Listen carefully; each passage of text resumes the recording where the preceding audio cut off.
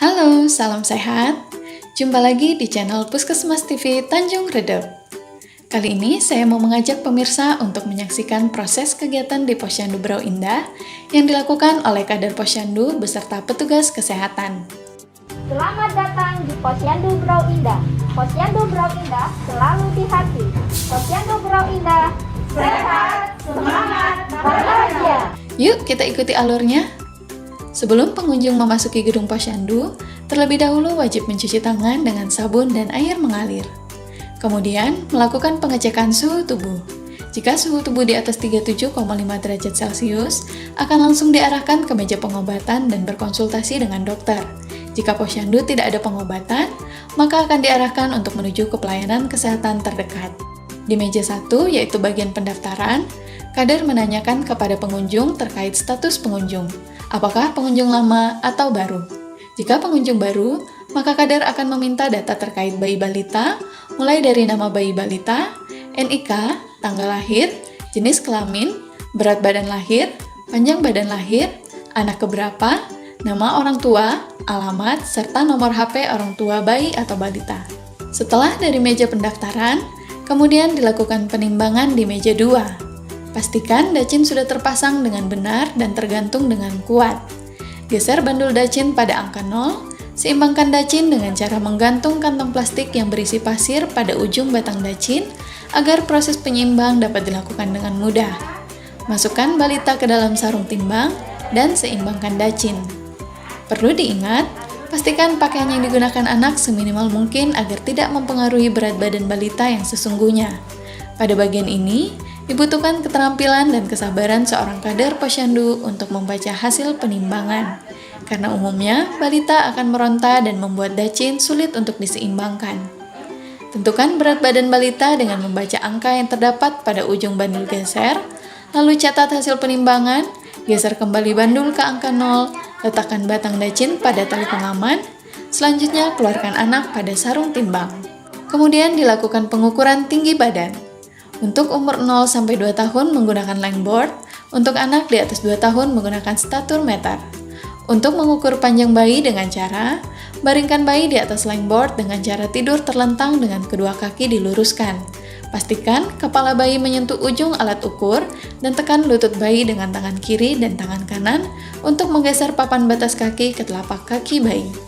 Untuk mengukur tinggi badan balita dengan cara, posisikan anak berdiri tegak lurus di bawah mikrotois membelakangi dinding. Posisikan kepala anak berada di bawah alat geser mikrotois, pandangan lurus ke depan.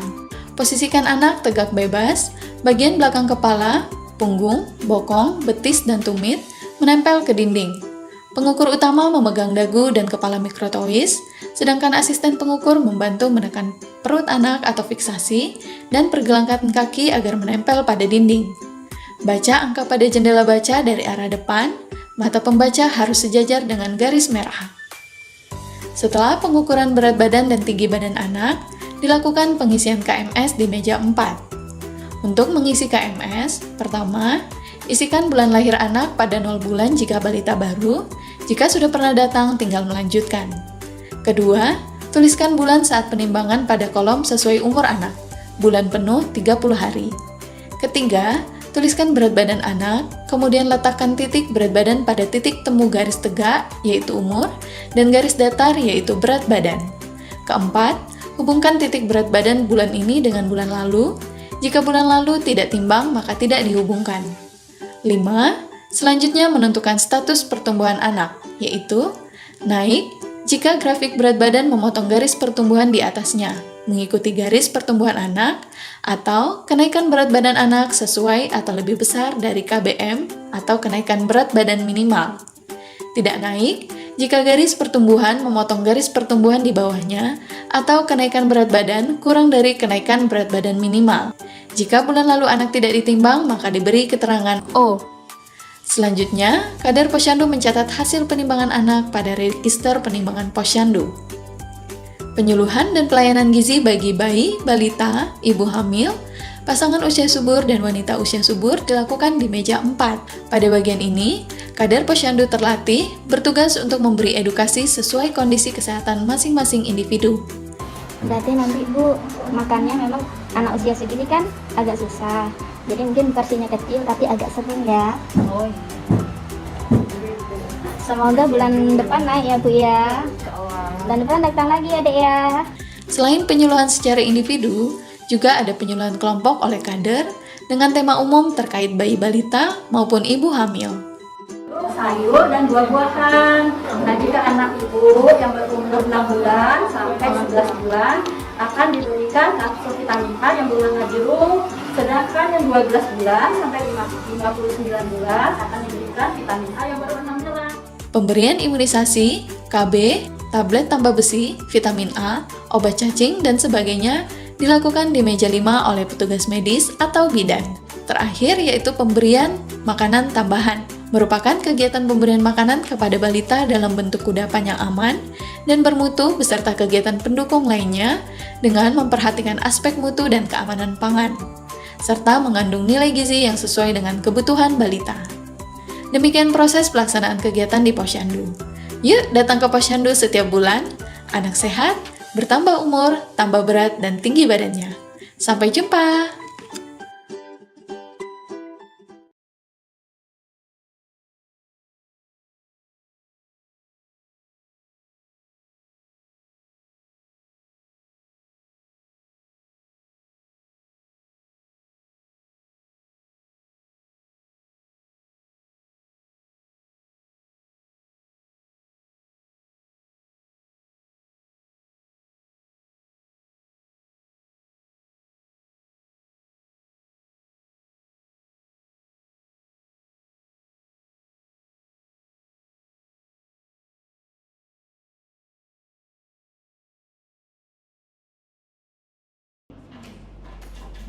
Nah, baik ya. Jadi anak-anak tolong dilihat lagi tentang materi proses bisnis ya yang minggu lalu. Ini kita punya ilustrasi untuk sebuah proses bisnis yang namanya pendaftaran. Nah, langkahnya pertama-tama siapkan dulu langkah-langkah atau tahapan dari aktivitas yang ada di proses bisnis pendaftaran tersebut. Nah, berdasarkan video yang kita tonton atau kita melakukan observasi, kita melihat pada saat pendaftaran itu ada kegiatan-kegiatan seperti ini ya. Orang tuanya datang, lalu ditanya apakah baru atau tidak. Kalau baru dia didata dulu, kalau dia pengunjung lama maka langsung dibawa, dicatat dulu, tetap dicatat, langsung dibawa ke meja 2 untuk melakukan penimbangan ya. Ini adalah proses bisnis pendaftaran. Nah, tugas kita apa? Tugas kita setelah observasi, melihat video ya, boleh melihat video observasi itu seharusnya sih datang langsung ya. Jadi kalau nanti kalian belajar survei, belajar survei itu akan datang ke tempat yang ada sistem tersebut, kemudian kita mengamati ya. Tapi kalau kita di kelas ceritanya pakai video aja, diamati lalu dituliskan ya. Setelah diamati itu ditulis jadi seperti ini langkah-langkahnya. Ini dulu ya. Setelah itu barulah kita melakukan yang namanya pemodelan. Nah, ini pemodelannya ya. Pemodelan pertama adalah pemodelan use case business ya. Dimana karena kita mengamati proses bisnis pendaftaran, maka kita membuatkan diagram use case business untuk pendaftaran tersebut. Nah, perhatikan ya anak-anak ya, yang dikotakkan ini adalah organisasinya ya. Organisasi kita adalah tentang Posyandu ya. Sedangkan proses bisnisnya adalah pendaftaran. Kemudian siapa bisnis aktornya? Di sini dituliskan adalah masyarakat ya, karena yang dilayani oleh Posyandu itu adalah ibu dan anak ya. Namun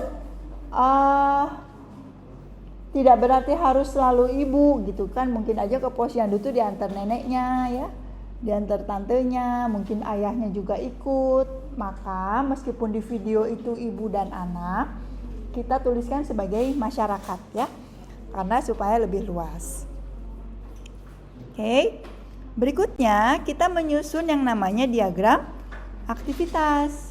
Diagram aktivitas ini adalah tahapan-tahapan yang ada di sebuah proses bisnis. Kalau kita lihat maka diagram aktivitas kita, Kenapa?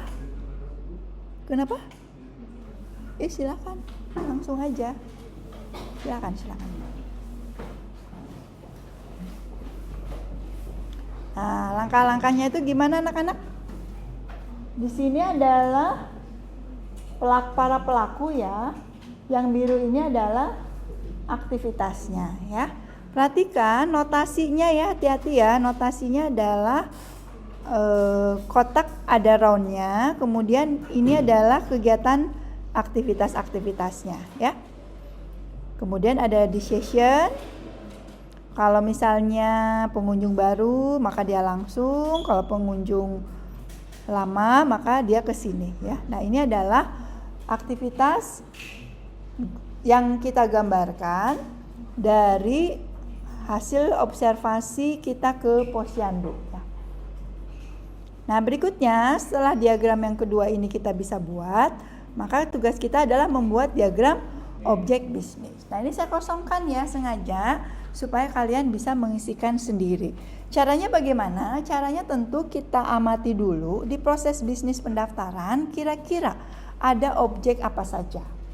Kalau mendengar kata objek, maka bayangkanlah benda-benda ya. Bisa kita bayangkan juga atau diberi nama sebagai entitas bisnis. Jadi entitas bisnis, objek bisnis itu sama ya.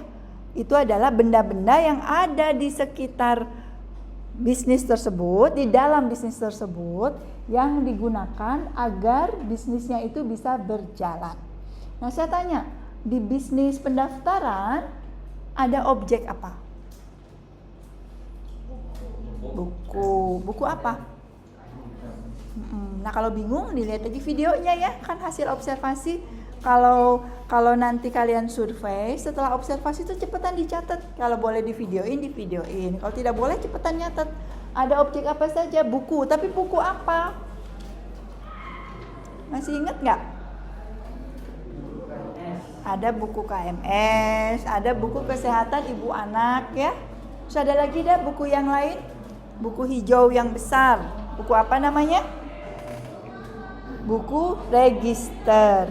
Ya, jadi makanya kalau kita ingin tahu ada objek apa saja, maka kita harus melihat lagi videonya ya. Kalau lupa diamati lagi.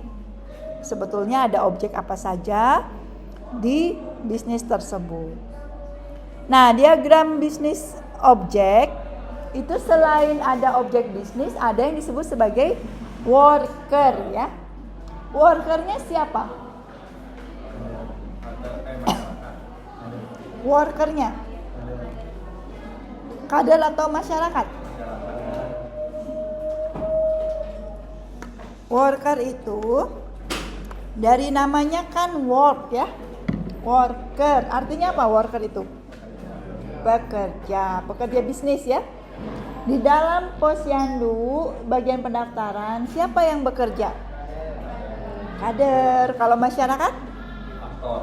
Sebagai bisnis aktor, karena dia yang mendapat pelayanan dari worker. Sampai sini paham? Nah, ini tolong digambar sendiri ya, karena memang di slide dikosongkan supaya kamunya menyimak dan mencatat dan bahkan langsung membuat ya. Jadi supaya ada catatan bahwa objek bisnis untuk pendaftaran ini terdiri dari workernya, kader, dan objek bisnisnya ada siapa aja? Buku ibu anak, KMS, dan buku register. Kalau kalian jeli pada saat penimbangan nanti ada catatan kecil ya. Ingat gak? Pas ditimbang kan dicatat, gak langsung di buku nyatatnya kan, tapi nyatat di kertas kecil. Nah, kertas kecilnya ada gak di pendaftaran? Tidak ada, karena pendaftaran itu dia adanya buku besar dan buku KMS ya. Jadi kertas kecil itu objek juga tetapi tidak ada di bisnis pendaftaran ya. Adanya di bagian pemeriksaan. Oke? Nah, berikutnya apa? Apakah tugas kita sudah selesai? Belum ya. Tugas kita justru menyusun yang namanya user requirement. Bagaimana caranya? Anak-anak. Jadi ingat ya, tugas kita itu menyusun software. bukan hanya observasi kegiatan sebuah organisasi. Enggak cuma segitu dong. Kalau seperti itu sih, untuk apa kita belajar membuat software? Tugas kita tuh membuat software di mana softwarenya itu akan digunakan di sebuah organisasi. Karena itu kita mesti paham dulu organisasinya seperti apa. Sepakat ya? Nah, karena itu kita amatilah activity diagram yang sudah kita buat. Di situ kita pelajari, di situ kita sepakati ya, mana aktivitas-aktivitas yang akan lihat ya, diotomatisasi. Maksudnya apa? Maksudnya nanti kalau awalnya semuanya berlangsung manual, ketika kita membuatkan software, ada beberapa aktivitas yang akan dibantu atau digantikan oleh software. Gitu ya. Karena kan kita mau bikin software kita nanti untuk membantu aktivitas yang mana. Jadi kita patokannya adalah diagram aktivitas. Nah, diagram aktivitas kita sebetulnya aktivitasnya banyak ya. Untuk masyarakat ada 4, untuk kader ada 1, 2, 3, 4, 5 ya.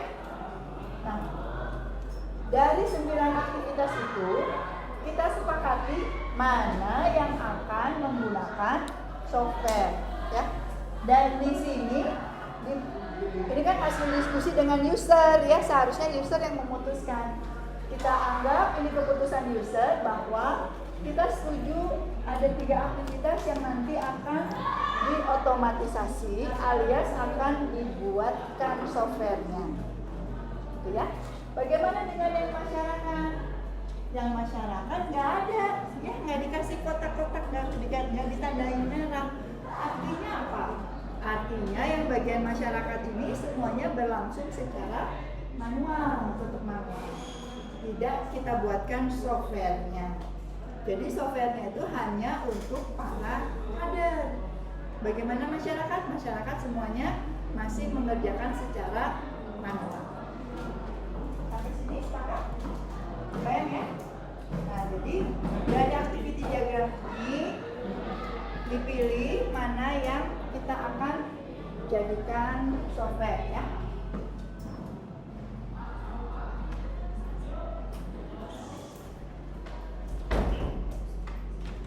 Oke, nah seandainya misalkan boleh tidak ya, kan dari 5 itu hanya 3 ya. Boleh tidak yang menanyakan apakah pengunjung baru atau lama sekarang mau pakai software? Boleh tidak? Boleh-boleh aja. Jadinya gimana ya kira-kira? Berarti nanti softwarenya bisa ngomong ya. Pengunjung baru bukan? Itu kebayang? Kalau zaman sekarang kan zaman AI itu kebayang ya. Semuanya, tapi kan gimana ngodingnya? Urusan nanti ya. Sebetulnya sih kalau kita jadi analis yang baik harus ngerti juga nanti ngodingnya gimana ya. Kenapa bisa menanyakan baru atau tidak gitu. Tapi menurut saya mungkin sih. Jadi masyarakatnya datang, nggak ada kader ya, langsung berhadapan dengan software. Baru ya gitu ya, jawabnya klik gitu. Nah, tapi kan kita ini andai-andai ya. Yang di sini sih dicontohkan hanya 3. Ini juga sama nih. Mungkin nggak sih meminta orang tua ke meja pemeriksaan? Kalau ini dikasih tanda merah, artinya mau dijadikan software ya. Jadikan fitur di software ini gimana nih kalau meminta orang tua ke meja pemeriksaan? Kalau biasanya kadernya ngomong kan, silakan ke meja 2 gitu ya. Kalau pakai software, jadi suara ya, suara aja kayak bang gitu ya. Bilang bapak. Nomor antrian, kalau saya ke puskesmas sih udah pakai suara sih. Nomor antrian 3 ke meja, kalau itu pakai suara. Kalau manual, orangnya teriak-teriak ya. Iya. Kalau apalagi kader jadi mempersilahkan. Tapi kalau pakai software artinya harus ada sistem yang ngasih pengumuman. Ya, kalau kita lihat sehari-hari banyak kayak di bank, puskesmas, rumah sakit. Tapi gimana ya bikinnya? Kalau belum terbayar, ya jangan dulu diusulkan digantikan oleh software. Jadi kalau kayak gini dari 9 aktivitas cuma 3 boleh nggak? Ya boleh-boleh aja. Sebetulnya ini diskusi dengan user. Kalau usernya pengen semua gimana? Ya berarti kita harus ngerti ini ngodingnya nanti gimana, ini gimana. Karena setiap aktivitas ini kalau kita putuskan di otomatisasi, artinya ini nanti menjadi fitur di software yang akan kita buat. Artinya ini nanti harus jadi codingan. Gitu. Ya, bayang ya, jadi kalau cuma sekedar di kotak-kotak itu tuh nanti di coding. Nanti kita punya software, fiturnya bisa untuk melakukan 1, 2, 3 gitu ceritanya ya. Atau menggantikan kegiatan. Nah, kalau sudah sepakat mana ya yang di merah-merah, mana yang kita pilihkan, kalau sudah sepakat, maka berikutnya apa? Berikutnya adalah kita melakukan diskusi ya. Nih, jadi kita milih, tadi kan ada 3 aktivitas yang kita ingin kita jadikan software. Yang semula ke buku register, sekarang diusulkan dicatatnya ke aplikasi. Tadinya buku kiahnya, tadinya fisik, sekarang bentuk tampilan di aplikasi gitu ya. Kemudian tadinya nyatat ke buku register, buku besar, tadinya dicatat ke buku register, sekarang diusulkan dicatat ke aplikasi. Kayak gitu ya. Jadi kita harus bisa membayangkan yang tadinya semuanya manual, nyatet ke buku, sekarang pengen jadi nyatetnya ke sistem. Nah, yang kita sepakati ini itulah yang kita sebut sebagai baru kandidat ya, kandidat dari user requirement. Nah, kalau sudah punya kandidat, maka berikutnya yang kita lakukan adalah menuliskan. Jadi kalimat untuk user requirement itu ada caranya, ada bakunya. Jangan suka-suka gitu ya, karena ini disepakati oleh kita semua bersama user. Maka kalimatnya itu seperti ini. Ada kata usernya dulu siapa. Lalu untuk di kelas kita ya, saya pilihkan kata ingin dapat. Boleh nggak ingin yang lain? Ya sok aja ya, tetapi kan nanti biar tidak ambigu, tidak bingung, kita sepakat. Jadi kader ingin dapat ya. Jadi ingin dibantu apa sih sebetulnya? Nah, berikutnya dituliskan adalah kalimat untuk aktivitas yang diotomatisasikan yang tadi yang dipilih. Karena kita pilih cuma 3, maka kita punya 3 user requirement. Kalau tadi kan ada 9, kalau pengen 9 itu gimana? Boleh, berarti kita punya 9 user requirement. Makin banyak makin apa sih sebetulnya? Makin banyak tuh makin bagus, artinya softwarenya makin kompleks, makin canggih, makin membantu user. User tadinya semuanya manual, sekarang semuanya pakai komputer. Kebayang? Ya, tapi kita pilih cuma 3 dulu, kan baru belajar. Dengan demikian, sebetulnya kita sudah punya yang namanya daftar user requirement. Nah, cuma 3 ya. Kalimat awalnya, nama usernya, lalu ada kata tambahan ingin dapat, lalu nama aktivitasnya.